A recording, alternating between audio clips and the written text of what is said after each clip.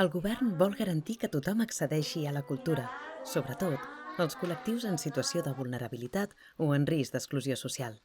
Des d'aquesta legislatura, el Departament de Cultura, liderat per Natàlia Garriga, dona suport a projectes de cultura comunitària i transformació social.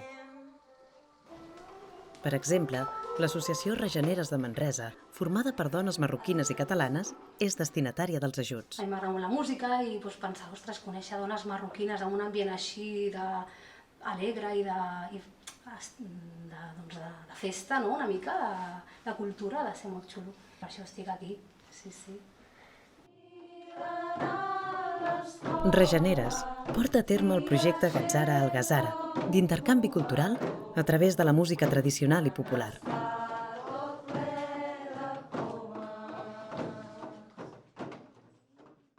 Els he ensenyat jo una nana que és del Marroc, que és sobretot amazigh. Bueno, a elles també els va encantar molt aprendre i era una molt bona experiència per a nosaltres, les dones marroquines, i també per a elles.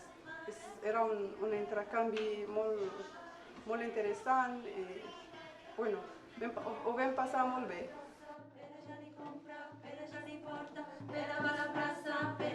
El govern treballa pels drets culturals de tothom.